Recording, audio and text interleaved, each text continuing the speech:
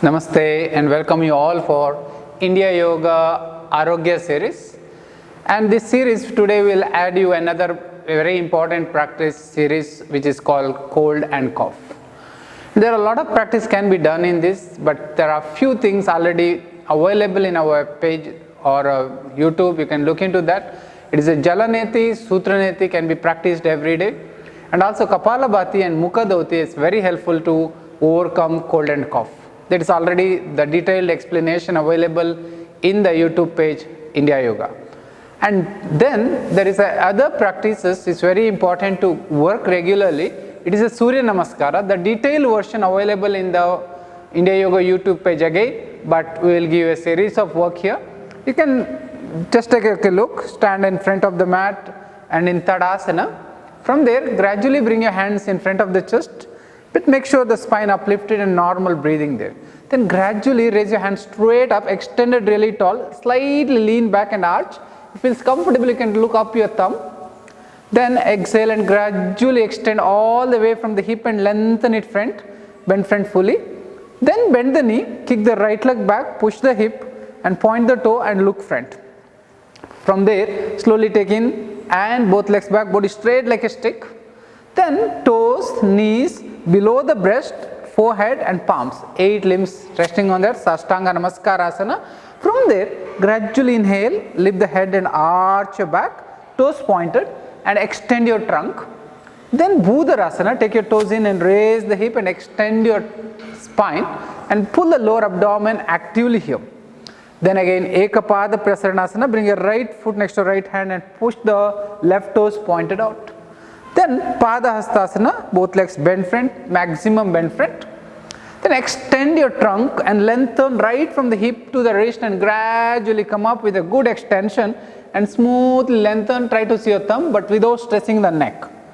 Then exhale and smoothly release your hands and back to Tadasana. The same work can be practiced on your left side, also it is called one full round. One can experience every day between 6 to 12 rounds of Surya Namaskara. Beautifully works to overcome the cold and cough. Even when we have a running nose or a cough, they gradually work with Surya Namaskara helps a lot to relieve it in the early morning. Then apart from that, there are a lot of other things, particularly the balancing asanas are very helpful to stabilize and centerize ourselves. That is one of the simple balancing asana among them. It is called Vrikshasana. First, switch the body weight into the left foot and bend the right knee. Place the right heel against the left groin. And focus on unmoving point and smoothly take your hands in front of the chest and softly raise it up. And extend it really tall and pelvic slightly contracted, lower abdomen slightly pulled in, the sides of the body really lengthened well. And then stay there anything between 45 seconds to a minute. Once you completed that, first release the hands. With the hand support, release your right leg. Similar thing normally we repeat on the left side also. Stay each side approximately around 45 seconds to a minute. And you can multiple time you can repeat that. The other very important practice for any kind of cold and cough is a back bending practice. And among all the back bending, there is one of the simple back bending we have today. It's called Bhujangasana breathing and Bhujangasana. What you need to do, point the toes, extend your trunk and the palms next to the chest, thumb approximately touching the nipple of the breast. The elbows close each other but no stress on the neck. As you inhale, lift and arch as high as you can. As you exhale, slowly drop there. As you inhale, lift and arch but make sure there is no stress on the neck. Coughing it increases. Exhale and release. Inhale, but never drop the head backward like this. That will create a bad effect on the throat. It is create a lot of extra coughing.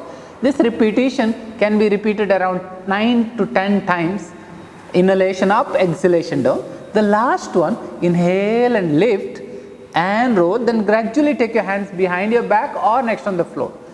And you can stay there for around a minute, but always make sure there is no stress on the neck.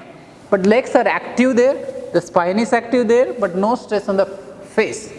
But breath has to be smooth and longer. That really helps to improve the lungs capacity and overall stamina. Then end of that, exhale and release your hands there. Then slowly bend the knee and push it back to Shashankasana and gradually come to sitting position of Vajrasana. And from there we will do one more back bending, and which is called Ustrasana. Ustrasana is other important practice, also very helpful to expand the chest and release the stress from the throat and spine. And gradually stand on your knee and keep your legs around shoulder distance wider, same distance between the feet. Then smoothly arch back and reach the right heel with your right hand, the left heel with your left hand.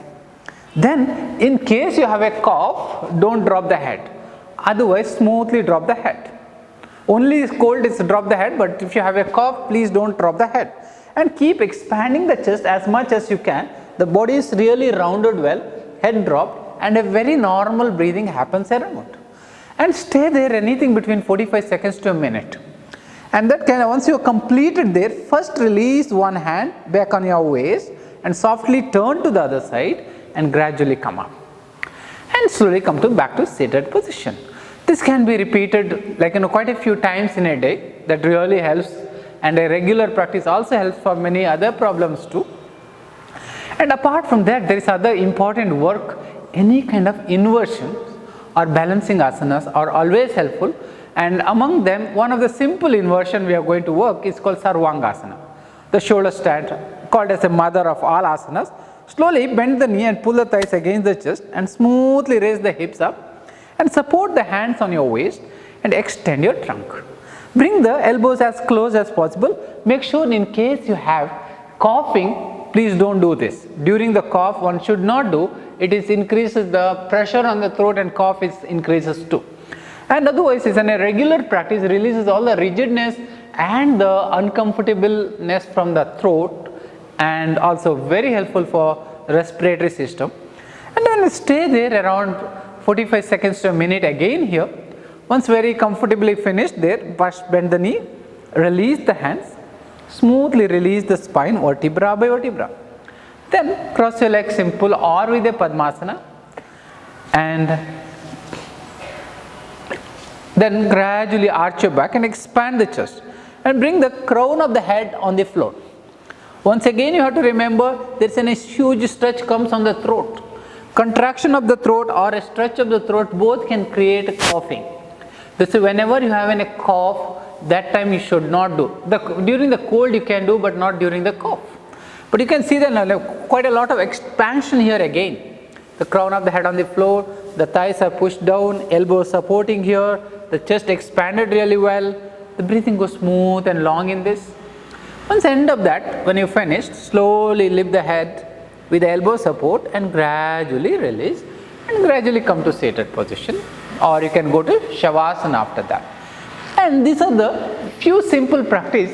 Consistently when we practice, makes a huge difference. One constantly suffering from cold and cough. There is no age limits. Any age people can do it, except few health issues like someone having a severe back, neck or neck issues. They have to be take quite easy. And during the menstruation, some of the inversion activities has to be avoided. But otherwise, most of the areas you can do it. But further in detailed explanation, you can look into the blog page. It's all the detail will be explained into that. And also, whenever you're working in this, make sure try to do at least 3 times a day, before breakfast, before lunch and before dinner. Hardly it might take around 15-20 minutes to maximum 30 minutes. And you see that consistent practice of 3 weeks, 3 times a day makes a huge difference in your health. And following, we'll come up with a few more beautiful videos. Thank you, and keep up and keep the practice going.